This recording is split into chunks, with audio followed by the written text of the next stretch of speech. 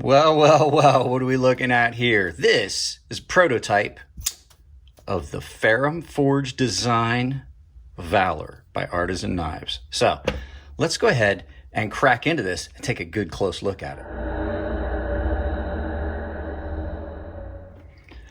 So this is another striking design done by Elliot over at Ferrum Forge Designs. This is a prototype, so the pivot is going to be a little bit different. They used a domed pivot on this. So this is titanium S35VN with a really good look to it. So there's some size comparison and stuff we're going to do. But first, spec sheet's going to be over here because this is the full review. I have carried this on and off for the better part of a month or so. So you guys can look at those specs. Keep in mind, like I said, there will be some differences as this is a prototype versus the full version. So let's go ahead and get some size comparison out of the way. So your first knife is going to be the Ferrum Forge Aluris, which is its cousin, I guess you would say, because this is a Ferrum Forge Pro series, and this is a Ferrum Forge Designs. But you can see, really similar in size. You can see the design. Ooh, sorry about that. You can see the design language that Elliot uses carrying through very, very similar design features. The finger choil, flipper tab. He has a specific way that he wants his knives to look and feel. So there's your first one. Your next one's going to be the OG Ferrum Forge Archbishop from my personal collection. Really similar in size. Like I said, design language, really similar, so you can see the comparisons. I just like breaking this out because you guys like to see it.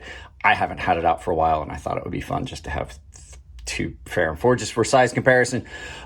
Just a little note in case you guys did not know. Elliot designed these flipper tabs to be used as a bottle opener. So you can just get up on it and pop that right open. Every one of his Ferrum Forge knives is like that. So there you go. There's your last. So your last size comparison is going to be, as always, the Chris Reeves Sebenza. So you can see large Sebenza 21, pretty similar in size.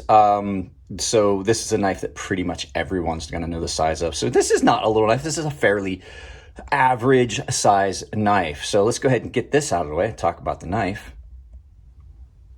So this knife, unlike the Aluris, let's bring it out again. So the Aluris is a very, very good knife, but it is a simple, utilitarian styling. This kind of goes back to Elliot's artistic roots. You've seen it in some of the other knives. You have got a lot going on here. So let's talk about the knife in general. This is all titanium, S35VN, with a very well ground blade. It's not quite as thin as some of the other Ferrum Forge models out there. You have all this milling and stuff here that just gives it an awesome, awesome look, open and closed. You have these openings and stuff like that. I always like these open flow through designs when Elliot does them.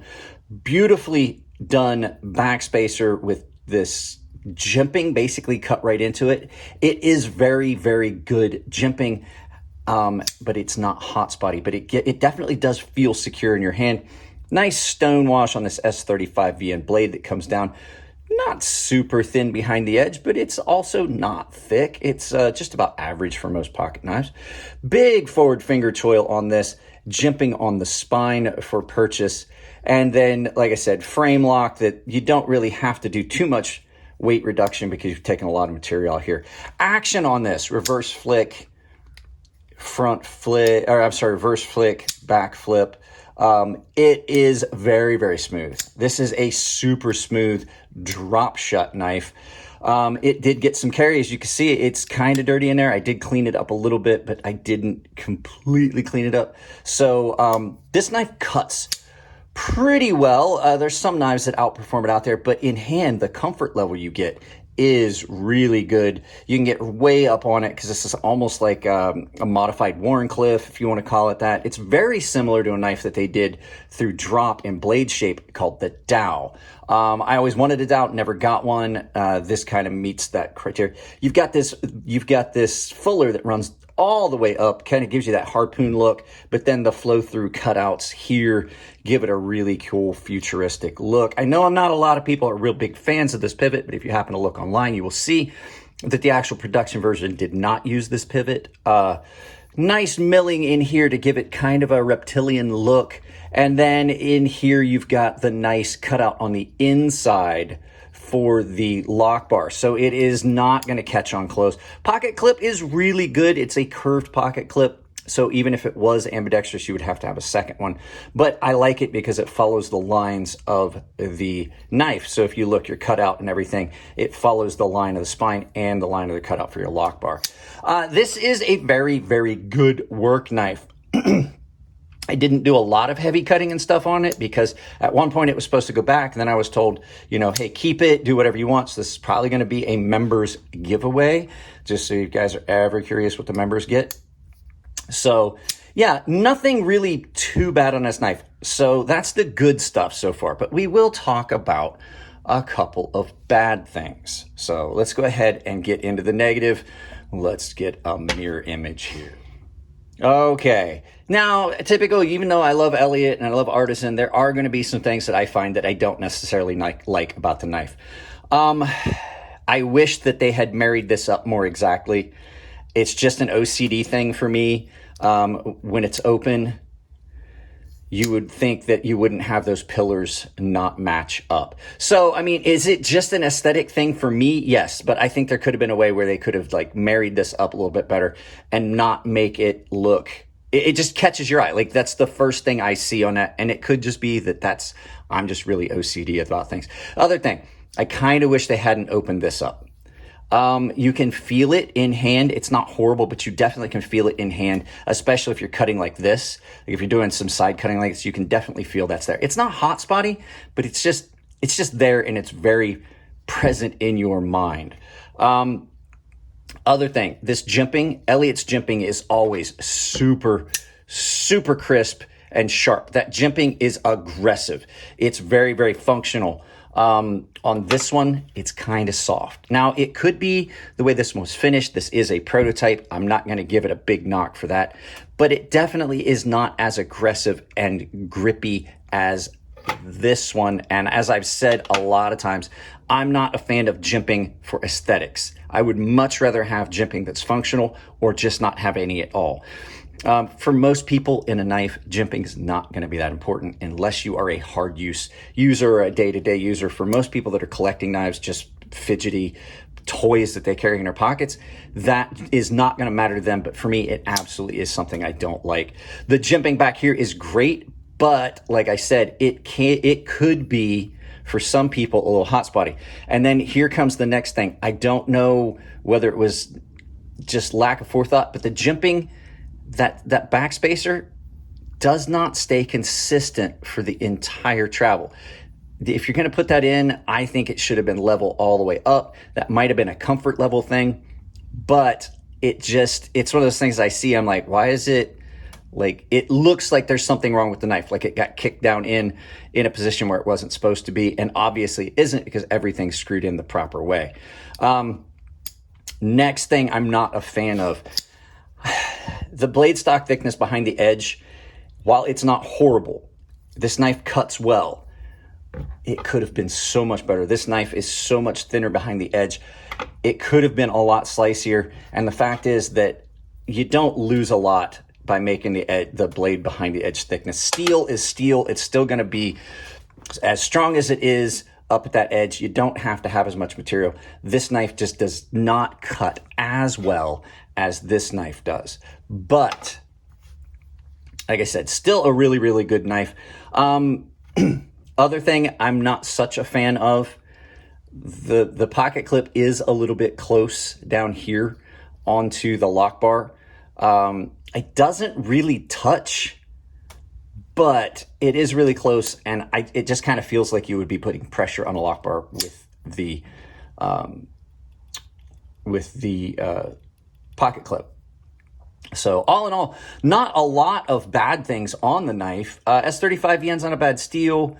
Artisan Cutlery is doing this at a fairly decent price point. Can't think of it off the top of my head, but I will put it right here. So if you're interested, I'll have a link to it on Amazon as well down in the description below if you're interested in purchasing this knife. I like to try and be honest with everything, even though, oh, missed one, forgot one thing. This knife, nice and smooth, chamfered, not really a hot spot. This is not something I'm a fan of. This is out of character for Elliot. That is not as rounded as I would like. It's a little sharp right there. I knew I was forgetting one of them. So if you're way up on it and you're really pushing, that kind of is a little sharp. So if you have sensitive hands, I do not. I have got, you know, knife guy hands, knife maker hands, veteran hands. That is a little aggressive right there. So is it horrible? No. And the fact is, all the other things on a knife are good, and you know, I can overlook it. It's an overall a good knife. Just always, there's always some small things that you can find with anything if you're being honest. So let's turn this around, do some final thoughts, and send you out about your day.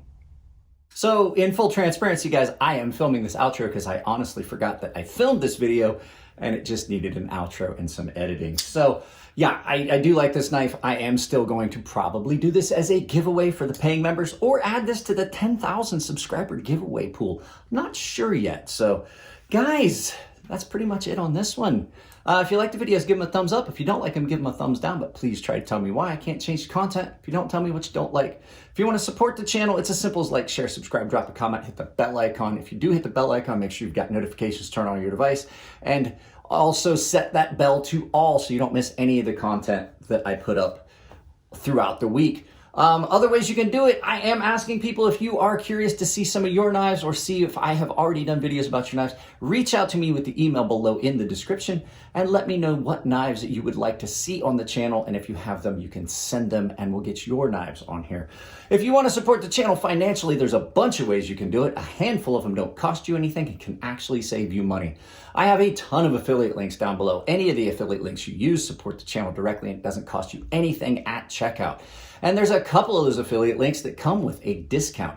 10% off your entire order at Doll Strong Knives. And if you use my Atlas VPN link, which is the VPN that I use for streaming and things like that, you can get a massive discount right now. I think it's like 85% off, at least at the time of filming this video. There's, like I said, a ton of affiliate links. Other ways you can do it. I have a membership that is tier-based. Pick a tier that gets you what you want. Everybody has access to my Gilded server. Baseline and premium tier members are automatically entered into giveaways that I do on the Gilded server. Premium tier members have access to a sharpening tutorial series that I do right here on YouTube that's available only to them. And the final way is I have a merchandise store on Ember Shirt Co. that also has a discount with it. I have a coupon code at Ember Shirt Co. that will save you 10% anywhere from any creator's merchandise on Ember Shirt Co. And that coupon code is CrazySharp, capital C, capital S, CrazySharp, all one word, saves you 10% at checkout. Guys, that's it. I love you all. Keep it clean in the comment section. If it's your birthday, happy birthday. And I'll see you in the next video. Just a note, I am about to film a big video with Al over at Eat More Vegans Carnivore Barbecue. So hit up his channel, check it out. I will see you guys in the next video.